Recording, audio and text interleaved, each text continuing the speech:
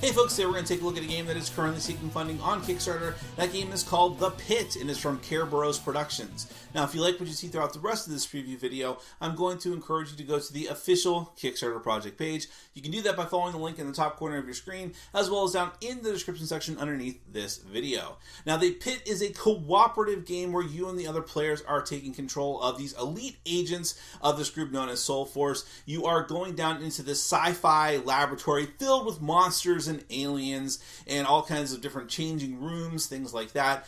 And you're trying to go from room to room, floor to floor, trying to get to the bottom and getting to the Lord of the Pit and his minions. If you can defeat them, you will be victorious. But of course, it is not that simple. You have to fight a lot of different stuff to get down to the bottom and lots of different threats. But fortunately, you are all elite agents, as I said, so you have special abilities, special equipment. You can find more and better equipment as you go along, so on and so forth. It's much easier if I just show you how the game plays.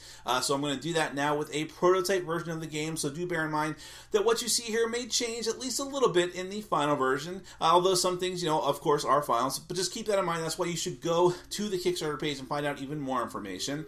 But in any event, after that, we are going to come back and we will discuss it further.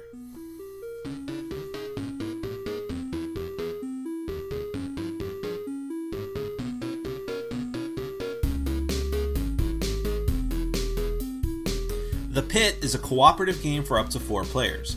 Each player is a special operative of Soul Force trying to make their way down to the bottom of the super laboratory known as the Pit. They'll need to gather weapons, armor, and skills and fight through hordes of enemies to get to the bottom and confront the Lord of the Pit. If they can defeat him, they'll win the game. Set up the game by laying out the main board. Every player gets a set of player components. First, a character card, either Engineer, Marine, Medic, or Scout. On one side it has your main stats, including health, food, and ammo, which all start at different points, along with your dice scores and unique special ability, which are also different for every character. The other side has a character portrait and lists your starting equipment and skills, which you'll attach to them at marked spots. Tokens matching your character color are randomly assigned to the turn order part of the board, and the miniatures representing your characters are kept off to the side for now. There are 4 item decks, A through D, that need to be shuffled and placed on the board. There are also 4 monster decks, also A through D, that need to be shuffled and placed on the board. Special X decks of monsters and items are kept in a separate place. These are only used when special effects that may occur during the game would spawn items and monsters at unusual times. The item deck consists of both usable items in the form of weapons, armor, general purpose tools, food, and ammo, and also recipes to make your own items. In addition to the description of their special effects, items may have offensive, red, defensive, green, or fate, blue, stats. They may also have a durability or recharge rating and an indication of the specific instance you can use them. There are also small symbols in the picture to remind you of what raw materials items will yield if you want to break them down for your recipes. Weapons also have range and ammo ratings, and recipe cards will tell you which materials are needed and what kind of roll you need to make to succeed in making the item. The Monsters deck, of course, contains monsters. They come in 3 different types, organic, machine, and cyborg, and also have offensive, defensive, and fate stats. They have a health score indicating what it takes to kill them, and they are either melee or ranged. Their description will tell you what nasty things they can do to you, but also how far they can move and attack. They also each have a priority number indicating what position they will attack for the players. At the start of the game, take a random monster deck A card and place it on the spawning space, number 8, on the Wandering Monster track. Players also have skill cards and can purchase more later. They can increase the amount of dice you roll on a check, but only for a specific task. Shuffle and place the sysadmin deck in its spot, and at the start of each new floor, including at the beginning of the game, you'll flip a new card into the active space next to it. This is a special effect inflicted by the Pit's broken AI that will give you either a positive, negative, or neutral effect for the duration of the time you're on the current floor before a new one is drawn. At the beginning of the game, shuffle the room cards specifically marked for floor 1, lay 5 of them down in each room slot face down, and discard the rest. The general room cards you'll use for the rest of the game are shuffled and left on the board. Room cards must be explored by the players as they work their way down the pit. First, they'll be unlocked by the players using lockpicking skills. Then the players will place themselves into one of the 4 player positions.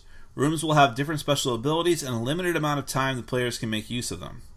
There are also tables for monsters and loot, telling you which decks you'll draw from depending on what floor the room shows up on. Finally, at the top of the card is its ambush rating, which determines whether monsters arrive in the room face down or up for the players to see before they attack. In order to get to the rooms, the players will need to traipse through hallways that are not yet explored when they first get to a new floor. That's why you place unexplored hallway tokens over each of them. A floor counter on the side of the board will remind you what floor you're on, and lastly, you'll make a stock of damage tokens, the red attack dice, the green defense dice, and the blue fate dice, and the various status effect tokens. Each turn of the game is broken down into phases, starting with the player action phase. In an order determined by the player order track, each player will take their action starting with movement. A player moves their figure either down a hallway, into a room, or out of a room. If a hallway is unexplored, you remove the blocking token and immediately roll a d6. On a 1, no monsters are in the hallway. On a 2 through 5, there is 1 monster, and on a 6, there are 2 monsters. If a monster does appear, the players must engage it on their turns until all monsters are gone, and that will end their action phase. Combat is simple. Each player has a basic amount of red combat dice they can roll for their character, which they can increase by using weapons. They'll roll that many dice, look to get as many hits as possible, while always rolling their fate dice total and consulting the accompanying chart, which might grant extra damage or possibly damage your own weapon, among other things. The defending monster will roll all the green dice according to their defense stat, trying to get blocks. Each block cancels a hit from the player. If any hits get through, they immediately deal damage tokens to the monster. If a player had to use ranged weaponry, they have to move down their ammo track. Whenever the hallway is clear, players next to unexplored rooms can flip the card over to see what it is. This also means more monsters will appear according to the room's chart. Again, when monsters appear, players must immediately engage until they are defeated and can't make use of the room functions until they do. When room monsters appear, roll a d6 to see if you can manage to ambush them. If the door is locked, you can attempt a lockpicking check to open it. You roll red dice equal to your finesse score plus any bonus you might have from an actual lockpicking skill. If you can get enough hits to meet or beat the lock score, the door is open, an unlocked counter is placed on it, and the player who unlocked it must move into the room and choose a player order space immediately. When a room is clear, you can use its functions to draw loot to distribute amongst the group, again according to the table. At the end of a player action phase, the players have to eat food by moving down their marker 1 notch. If you run out of food, you start losing hit points, which are what you need to live. When all players have gone, determine the player order for the next round according to who is closest to and farthest from the exit. For example, whoever is closest to the starting space gets to go first next time. If the players can make it through the rooms and get to the exit, they'll immediately go to the next floor. After the humans go, the monsters make their move. Any monster still on the board will start attacking the players according to their priority order. And in much the same way as the players attacking, monsters will roll red attack dice and potentially roll blue fate dice if they have that capability and consult their own chart, while the players will roll green dice to get blocks. But if they can't block all the damage, they too will lose health, and if they lose too much health, they'll be incapacitated and then killed. In this phase, you must also attend to the wandering track. Wandering monsters are placed onto the spawn space 8 whenever it's empty. Other monsters can use their move actions to progress down the track until they're finally released to fight the players in the hallway. However, you must immediately roll a d6 if a monster is on the verge of release. On a 1 through 5, the monster spawns in the hallway that corresponds to that number. On a 6, the monster disappears into the darkness and you don't need to worry about it. Some items also have sound ratings that must be taken into account and can force monsters to move faster down the track. After the monsters go, check for special actions that players might be able to do, like using special items, trading with another player, or buying a new skill card. Skills are purchased with the monster cards you've defeated along the way, according to the chart on your character sheet. When a player finally does reach the exit, the board is cleared of the current room cards. The players are returned to their starting positions, the floor counter is moved down, and 5 new face-down room cards, along with unexplored hallway tokens, are drawn from the deck and placed for the new turn. A new sysadmin card is also drawn and placed into the active spot. The final floor of the pit is very different. All of the room cards are removed, as are the sysadmin cards. The player figures are placed directly on the player order spaces in the leftmost area. Then, 3 monsters each from the A, B, C, and D decks are placed face up in each of the first 4 areas, respectively. In the 5th area, you will specifically place 4 Zool Elite Guards and 1 mounted Zool Lord, who represents the Lord of the Pit. If that card is defeated, he is replaced with just the Zool Lord card, which must then be defeated again. Player turns happen in the same way as before, but players now must simply go from room to room, eliminating the enemies as quickly as possible before they themselves are killed.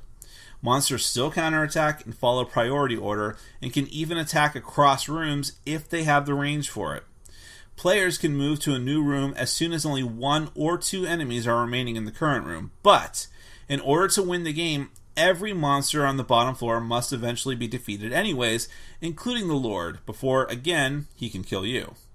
If you can do all this, and even if only 1 player is left standing, all players will still win the game. That is the Pit.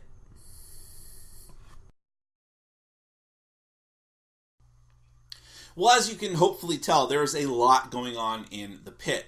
While the idea of it is very straightforward, take your group of merry adventurers of a sort, or hardened sci-fi adventurers, and go down through this, what essentially is a sci-fi dungeon from floor to floor, just ripping through monsters as best you can without getting killed yourself. While that idea is straightforward, there's so many things that you can do. I mean, you yourself as a character are unique from the other characters in the game. The medic, the engineer, and the scout, and so on. You can take advantage of your special skills, but also get new skills during the course of the game, get new equipment, new armor, new weapons, special items to use. You have a unique niche that you can fill in the group, but you have to be doing the same things as the rest of the group too. Killing monsters, defending yourself from monsters, unlocking doors, using the room abilities to the best of your ability, and so on. So there's just a ton of stuff that you all need to work together as best as possible. And you do need to work together. You need to coordinate how you move. When you all move into rooms together, you don't want to leave someone hanging there to get swamped and killed by monsters. So you need to really work hard to do that. And the game just amps up more and more and more and more. Because at the beginning, okay, floor 1, you got some rank A monsters. Not that big a deal, but there could be some tough ones in there. But that's what you got to work together for. But then you get down to floor 2, and it's like, it's getting harder. You get into rank B monsters, then the rank C monsters, the rank D monsters.